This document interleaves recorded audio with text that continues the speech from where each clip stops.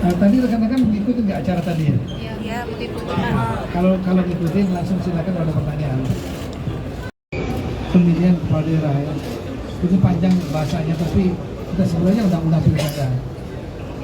Di situ disebut dengan adanya amanat pilkada serentak November 2024, maka berimplikasi kepada adanya masa jabatan dan penjabat yang kosong ya, karena masa jabatan yang berakhir. Itu di tahun 2022 ada 101, tahun 2023 ada 173. Di dalam undang-undang itu juga ada norma-norma yang mengatur mengenai masalah penjabat kepala daerah. Norma yang pertama itu adalah tentang persyaratan.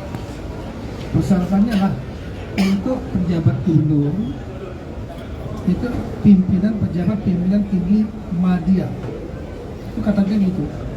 Nah, madya itu adalah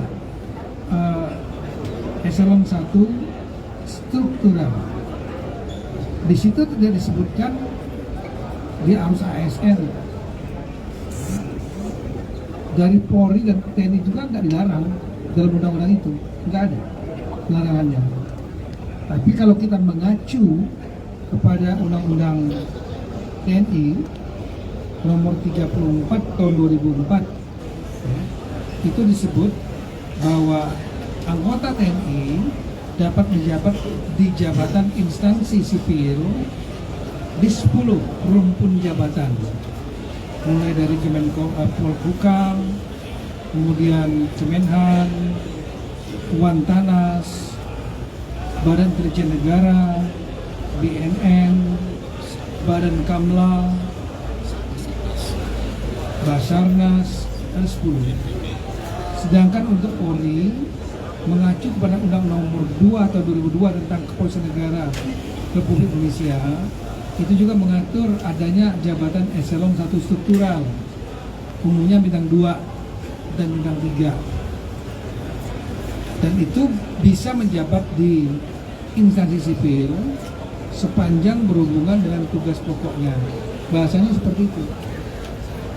Artinya dalam Undang Nomor 10 2016 ini untuk persyaratan tidak ada satu pasal pun yang melarang dari TNI dan Polri sepanjang dia menjabat eselon 1 struktural, pimpinan tinggi madya untuk gubernur, pimpinan pertama untuk bupati wali kota, boleh.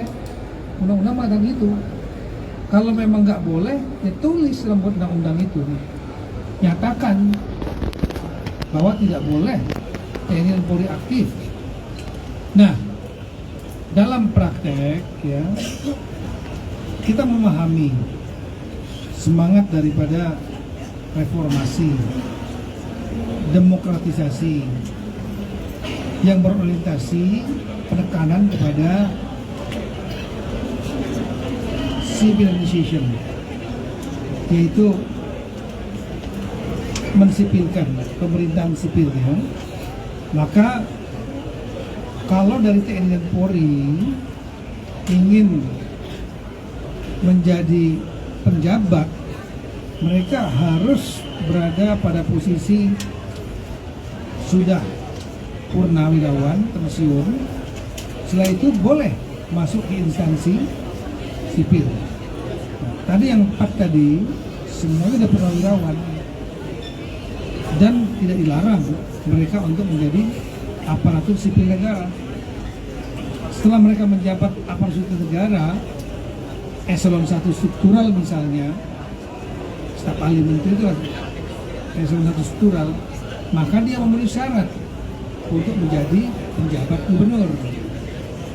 Kalau seandainya menjabat eselon 2 struktural di jabatan sipil, nggak ada larangan mereka juga untuk menjadi penjabat bupati wali kota. Nggak ada undang-undang yang larang. Jadi kita mengatur pada aturan itu. Kemudian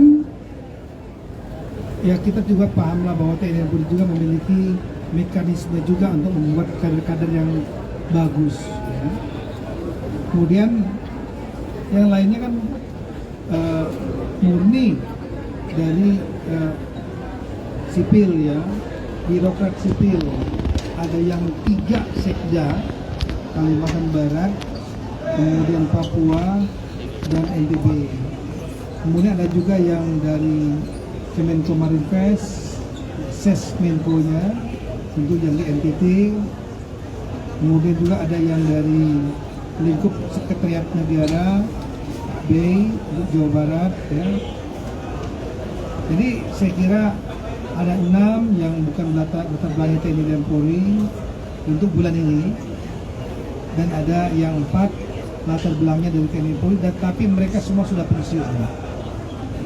SK pemberhentian itu juga ada, semua lengkap administrasinya. Jadi saya kira itu kita mengatur pada aturan hukum yang berlaku. Kira itu. Pak, ini pertanyaannya Pak yang hari ini dilantik ada 9 atau 10 ya Pak? 9. Karena kalau kita mau melantik itu harus disesuaikan dengan masa jabatan jabat lama. Masa jabatan